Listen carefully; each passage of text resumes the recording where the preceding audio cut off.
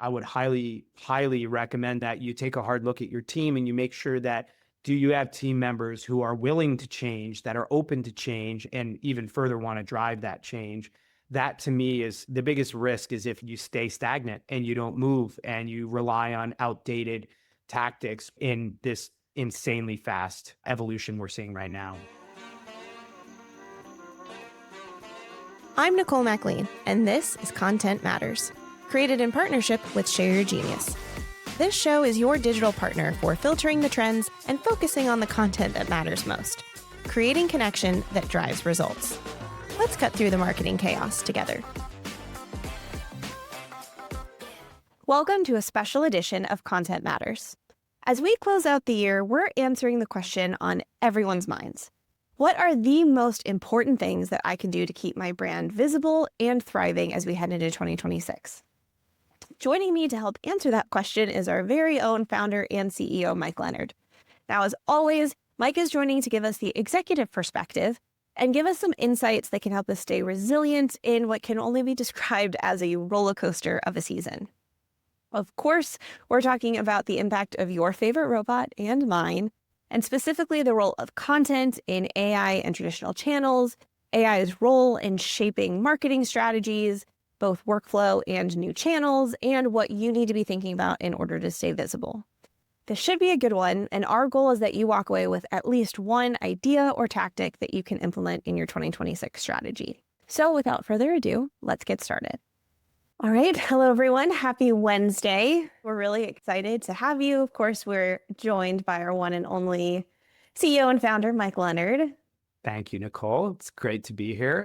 I'm really excited for today's conversation because we're going to be talking about predictions. I know a lot of you are currently trying to do planning and give their CEOs, the plan that's going to dominate, performance next quarter. So that's really the goal of today, is just to kind of share some trends we're seeing in the market and hopefully give you some ideas and things to think about as you're building your strategies. Clicks are becoming more expensive. AI is changing the game. Last week, we had one of the most engaged sessions I have ever experienced in my decade-long plus as a marketer.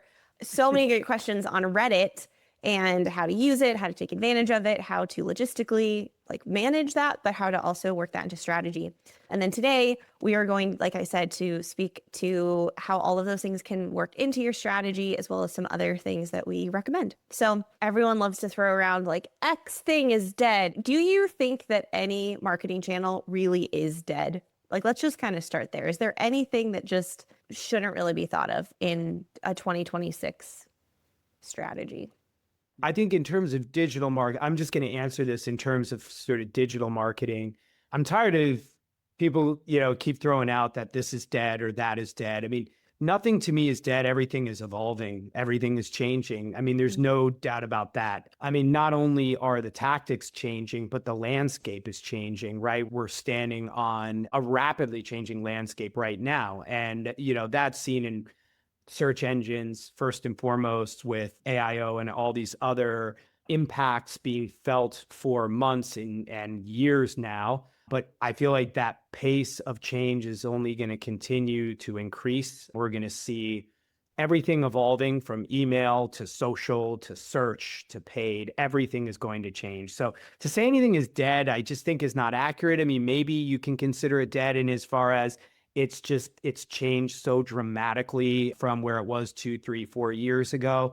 But I don't think any of these channels are, you could say that they're officially dead. That's my opinion. Well, even non-digital channels, I think, are making a resurgence. I think people said that COVID meant events were dead. And now there's, I think, a bigger resurgence because everyone misses being in person. Direct mail, it cuts through the noise. It's a little harder now, don't get me wrong, but I feel like I've seen a resurgence of out-of-home platforms to manage out-of-home ads, which who would think that we still have, billboards being a part of today's ecosystem of marketing. So I think that evolution mindset versus it's dead and we're just, you can just take it off of the marketing mix is a good point.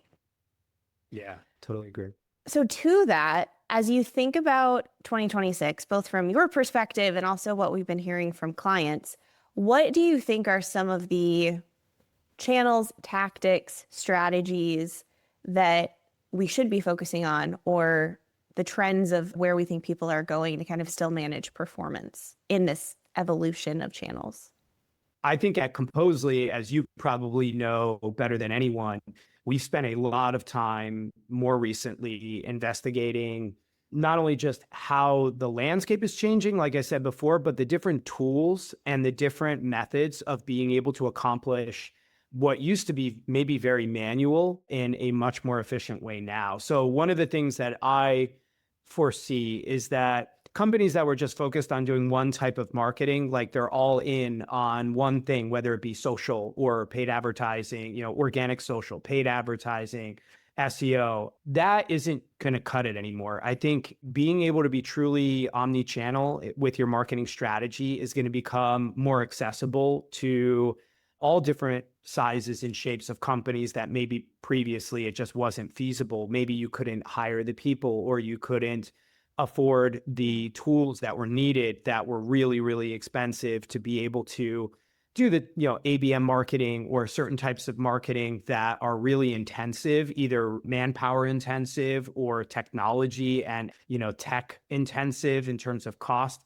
I think those things are changing, and you're hearing it more and more, but you're going to be able to do more with less, thanks to a lot of the AI tools that are becoming available and will continue to become available, that will help you to market your brand better and help you to participate in more channels than maybe you were able to before.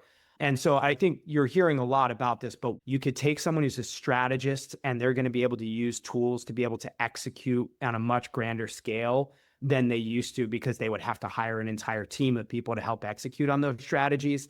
So I do see that as being something that will have quite an impact to a variety of different companies of all different sizes and industries. And it'll be interesting to see how that changes. And that's just something we're living through right now as we constantly analyze sort of our tech stack and what are the tools that we use to service our customers. So how do we make sure we're doing it in the most effective, fastest, efficient, and high quality way that we can? Yeah, I think that holistic piece is critical. I've seen this a bit over the last few years, and I think the adoption of AI has just quickened the movement to this. But I think marketers and marketing in general has gone through a really interesting shift over the last 20, 30 years. You have the core of marketing, which were campaigns and brand. You think back to like Mad Men, and that's what people think of marketing. That's where marketing, I think, gets an arts and crafts title sometimes. It's like, well, that's just what marketing does.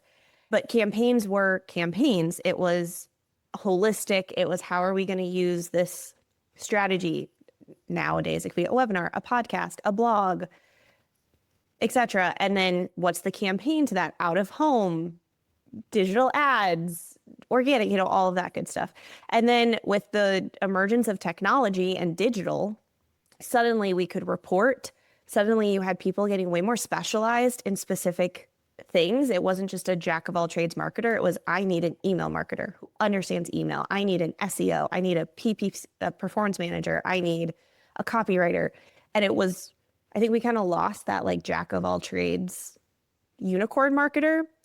And I think it moved from brand to demand.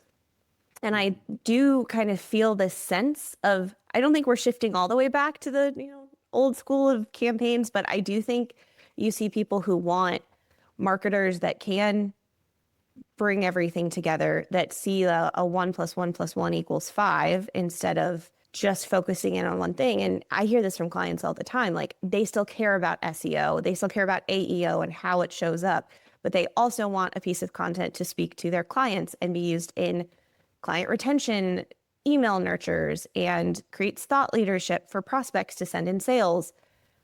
And that is now, I think, a must-have in a strategy where it used to be a nice to have. It's like, oh, well, if SEO, gets thrown in a reposted on LinkedIn, great. But now it feels way more like that integration is necessary, and we're kind of blending the best of brand and demand into a holistic content strategy. Yeah, totally agree with that. I mean, another thought as you were talking that I've been thinking about a lot more recently, and I don't know, I mean, I think this is already starting to happen. It might take a little bit more time, is the ability to kind of cohort your existing customers or existing lead database Mhm. and be able to market to them in a more specialized way. Like, again, this comes back to a couple of years ago. To be able to accomplish that and do that, you need people slicing and dicing the data, and you need to have these elaborate CRM systems that allow you, or marketing platforms that allow you to do that. And I think in the future, it's just going to be a lot easier to say, hey, what are the customers that have, if you're selling a physical product, like, what are my customers that have only purchased once versus have made multiple purchases? Or what are my customers who have been subscribing for me, they're brand new, versus customers who have been with us for a year plus? Yeah. And, what are the services that they've opted into, or what are the products that they purchased, so that we can then market to them in a much more specialized manner. And so that specialization, I think, is another area that's going to be really, really interesting. And having people who are abreast of how to use those tools and be really effective in targeting each of your customer segments, I think, is also going to be really valuable in the future, because there Yeah. was just a kind of a moat of resources you needed to get over that, to be able to accomplish that before. That doesn't exist now. And like a lower barrier to entry Yeah. of that personalization. Well, and I say this a lot if you also listen to Content Matters, but I've been saying this a lot on that show with our guests, is I think you're going to see the shift of the AI conversation go from, well, are you using AI? Because at this point, most people are. And I think even shifting away from how are you using it to how are you automating your processes? What workflows have you been able to implement AI into to automate and connect things in more of an operational structure than just, oh, well, I used AI to repurpose this webinar into these 4 assets. It's no, I connected AI into my CRM and used it to automate these things for me. And I think that's going to be a shift we see in 2026 of the conversation with AI. Right. Right. I agree. I think last thing that I think of with trends is obviously the whole SEO, AEO, pick what you call it, AI search, GEO, whatever. Tell me if you think I'm wrong. But I think there's a bit of a shift of like early 2025, probably like up until the summer, it was, well, what is this AI search? What do we need to do differently? What are the Right. tactics to show up in chat? And now I think it's pretty well established that there are some maybe nuances for the AI search, but SEO, like search is search. Good content is good content. A clean site helps all bots read you. Like good AEO is still good SEO. So I think that's actually we swung early 2025. I think we're kind of going back now to just like, oh, I just have to have good content and a good site. Yeah. But I think this idea of brand and like reputation management is a shift too, as you're thinking about where you're putting your digital and organic efforts, is less on backlinking, but more on like digital PR and sites like a Clutch, a G2 Crowd, a Trustpilot, a Reddit. Obviously, it's part of why I wanted Reddit to be in part of the conversation. I am very bullish about what that is for marketers in 2026. But I think it sits in this like reputation management space that I don't know that I think brands have kind of been able to like get away with not having that. And now that's going to be more critical going forward. It's actually an interesting dynamic, because, I'm just talking about all the positives of, the lower barrier to entry, right, of being able to do this omni-channel marketing. Well, with that is going to come a lot of noise, right? There's going to be a lot of companies out there. And so how do you know whether this is a brand I can trust? How do you know whether this is a partner I want to work with? And so I think, to your point, that's where the reputation management really comes in. And I think over time, people are going to need those signals of trust that, like, hey, is this a brand? Is this a company that I can trust to, that I want to purchase from, that I want to work with? So I think that's a really good point. I think those things are going to become, really important for brand building in the future. And then, yeah, digital PR, it's getting that authority where, it's not just you sending an email and email marketing, or, running ads on social. They see your brand, they see your name, but now they want validation that, hey, is this brand one that I can trust. And it goes beyond just your direct marketing efforts, but it's also, what are others saying about you? So I totally agree. I think that's going to be something we've talked about a lot, but I think it's going to become even more important and something that's going to need to be focused on in these marketing strategies, even more so than it used to be, just to be able to differentiate yourself and stick out from all the noise that's imminently going to come with all of the AI tools that are going to become available.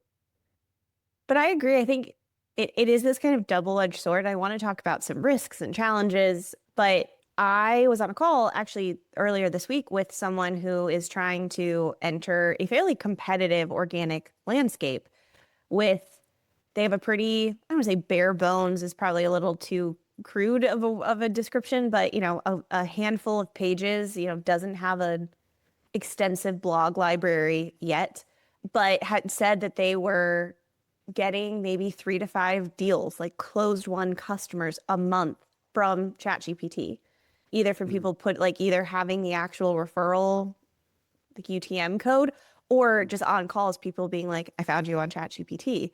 And I'm no expert. If we had our delivery team on the call, they probably could give way more validation to this. But as I was going through it with him, I was trying to figure out why. I mean, that's great. That's fantastic if you can show up in that. My gut says they have 153 Trustpilot reviews, all 5 stars, and it's on Trustpilot. They, did the pay to play and put Trustpilot on their site. And we know that those reviews are highly sourced through GPT or ChatGPT. And I think that also creates an opportunity of where in the past you had to go write a bunch of content that maybe your audience cares about, maybe it doesn't, but you had to create that authority for Google and you had to spend hundreds, thousands of dollars, hours to build out this library of content that maybe works, maybe doesn't. With AI search, I do think it allows people to get in the conversation faster by doing all the things we just said, writing good quality content, having a unique perspective, probably having some foundational pieces for sure, but also making sure that that ties to a persona, which goes back to the holistic content strategy you kind of started us with, engaging customers, doing personalization, asking for those reviews. There is almost a faster path to it, but you actually have to be good. That's I think the other thing is you have to have that perspective and you have to have clients who are willing to give you a 5-star review. Right. 100%. Yeah. I mean, with that efficiency and lower barrier to entry for some of the, access to some of the marketing channels, if you're still putting out just garbage, it's not going to be helpful. I think there are 2 things that are unchanged. One is the curiosity, people are looking for information. They may be looking for it in different ways, but they're curious. They want good information. And the second thing is more on the marketing strategy side is you need a good foundation and you need to know how to pull it all together and how it can work cohesively together. So, with great content, you now have more reach. It's easier to get that reach with great content. If you have terrible content, you can't expect just because now you're able to put that content out to the world on a multitude of different channels in different ways that you're going to see a different outcome. You still need to have that core of really well thought out, well written content. And then you can start to leverage all of these new efficiencies to get it out there more broadly. So I totally agree with that. Maybe my assumption here and for our audience is that, they're all thoughtful in how they want to produce content and how they want to put it out there to the world. So I'm always thinking from the best perspective, but still, right, like you said, the kernel of everything is you need to have really great content that, is well thought out in the strategy to get it out there to your target audience. And if you're missing that, none of the tools or efficiency that we're talking about are going to do any benefit if you don't have that core. So yeah, totally with you on that. As a sales and marketing leader, I'm always interested to hear about a team's tech stack. At Composely, we use Apollo with HubSpot to fuel our outbound outreach. My team loves it. It consistently provides accurate contact information and is incredibly user-friendly. If you're thinking about changing your data provider or just want to hear more about our experience, connect with me on LinkedIn or check out the link in the show notes of this episode. Improve your inbound, increase conversion, and keep your marketing database squeaky clean with Apollo. So we've talked a little bit about them, kind of maybe underlining a lot of these opportunities, but what do you see as some of the biggest challenges right now for marketers? At the risk of being very kind of cliche, I mean, I think the risk is not having the right team to navigate things in the future. Like I talked about curiosity, and I think what we take very seriously and actually has been a focal point of some of our very recent conversations is this curiosity is something that we want to weave into our company's DNA, because right now, as I said at the very beginning of this conversation, things are changing so rapidly that you need people that are willing to try new things. They might break, but you got to learn and you got to evolve. The new tools are going to be coming out, constant state of testing. Things are just going to be changing so rapidly that you need a team that are curious, that are willing to try new things. And I think if you have that and you have a good vision as a company, kind of from the top level down, then you're going to be able to navigate through, make sure that you are adopting new trends and new tactics and new techniques for this evolving landscape. So yeah, at the end, like there's no silver bullet, like, oh, you should do exactly this thing. I think what it comes down to is having the people who are going to be investigating and constantly curious and interested in trying new things and trying new tactics. Now is not the time to just kind of sit back, continue doing things exactly the way you've been doing them, because I think, you run the risk of becoming, obsolete, right? And not being at the forefront of some of these changes. And so that is what we as a company are really trying to lean into and make sure that, we have people who are not resistant to change, that are welcoming change, not only welcoming it, that want to drive change and actually want to go out there and be interested and try and test new things. And so hopefully, over the next couple of years, the team that we built will be able to navigate all of the different, all of these changes. And I would highly, highly recommend to everyone that you take a hard look at your team and you make sure that in marketing, especially if not across your entire organization, do you have team members who are willing to change, that are open to change, and even further want to drive that change? That to me is the biggest risk, is if you stay stagnant and you don't move and you rely on outdated tactics in this insanely fast evolution we're seeing right now. Yeah, I think the mindset here is important. It's almost less about what the skill set is and more the growth mindset, the openness to change, the flexibility, because things are shifting and skills change. I do love when Mike joins, because the dynamic of the CEO and the dynamic of the executing marketer sometimes is thing. Because I hear that, and I think a lot of people feel it. And then I think in the same vein, it's this like paralyzation. And I don't know, I hear that people are moving. Leadership is kind of, in some cases I've seen, mandating like you don't have this resource anymore. This person is gone from your team. You cannot use this agency starting November 1st, go use AI. And it's not necessarily the wrong decision, as businessy as that is to say, but if you don't have time to go build that skill set, to experiment, to figure out how it fits and still creates that quality, and you now don't have other people and you are tasked with, well, I have to get something out the door. I still have to perform, if not perform better. And I have no time to experiment, fail, I'm open to change, but like I need that time to do it. I want to maybe acknowledge, like, I see that as a challenge, or like what I'm hearing is I think there is an openness. I think there's a little fear too. I think we feel a lot of things as people, but I think there's this, okay, well, I would love to go spend a day and just like look at all the AI tools to like go build a microsite with like a cool calculator that is going to be like this most like a really cool demand magnet that in the past I would need a web dev and it would take me months. It'd be super expensive. And now in theory, I could spin that up in half a day, but I still don't know how to do that with the AI tool. Like I still need maybe 2 days to do it. But I think there's this expectation of like, okay, well, marketer, just go like whip out a calculator now in 2 hours. And like maybe one day we'll get there. I'm getting on my high horse a little bit, but I think that's just recognizing how to split up your time to still execute and grow, I think is a challenge for marketers, as there has been this push to adopt AI so quickly and at the same time shed some overhead, whether that's expenses with people or expenses with agencies or other tools in order to find those efficiencies faster. Yeah.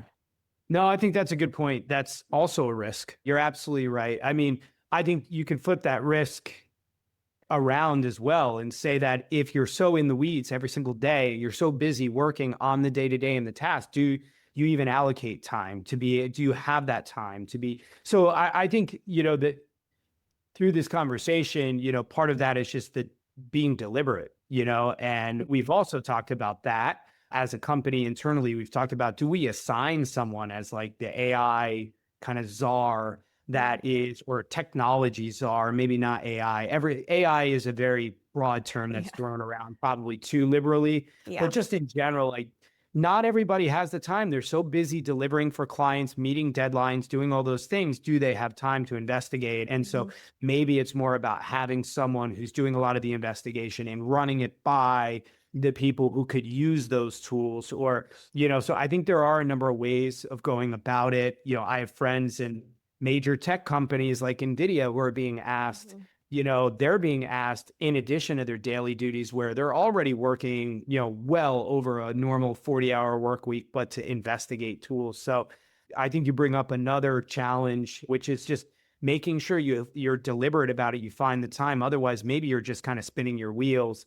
And also, I'm sure there are a lot of leaders out there like, just use AI, go and figure it out. And that's also, I mean, we saw that when ChatGPT came on the scene, there was a pause, I think, in a lot of marketing spend across the board broadly, because every marketing executive, maybe not every, but many marketing executives were like, all right, this new ChatGPT thing that is basically Iron Man's Jarvis, hey, it's going to do everything for us. We don't need, before we hire more people, we use more services and all of this. And they quickly found out, well, that's not no, it doesn't exactly work like that, right? And so you're absolutely right that sometimes there might be some unreasonable expectations. I would never do that to you. Of course. Never. I've never heard that come out of your mouth. I'm sure there are oftentimes people are kind of pressured with unreasonable expectations. So I do think it needs to be measured and deliberate, to find ways to make your organization through technology more efficient, and for other things for that matter to become more efficient. So, well, I think that's the opportunity right now. I mean, you're heading into a new year. You're probably being asked to put plans and strategies together. Now is the time, I think, to have a really productive conversation with that, which is, I am going to intentionally put an experiment lane that maybe I do 2 campaigns instead of 3, but the third lane is going to be creating some foundations of AI or experimenting so that in Q2, and I think as long as you can show that you're strategically thinking about it and how, okay, maybe we slow down for a quarter so I can speed up in 2 quarters, I would imagine most leaders are going to be amenable to that conversation. But if you're not communicating it or sharing your thought process, there is probably this unspoken expectation of like, well, you've been doing this the whole time, or like, okay, well, I just expect you to do it. So I think that is an important thing to just maybe think about how to carve out some of that time for you and set the expectations of what you think the outcome will be by taking that time maybe early in 2026.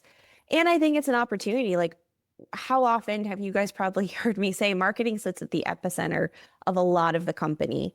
If there isn't a AI technology czar, maybe that could be you. I mean, if you are trying to find it to create the holistic agentic AI workflows and the repurposing and content versus design versus video versus data analysis and reporting, like if you are that person, it could also really position you well to help other departments. And now you get to be the leader of that versus maybe having it forced upon you with people who don't maybe know the nuance of how AI can have some risks with marketing and your brand and all those things we just talked about.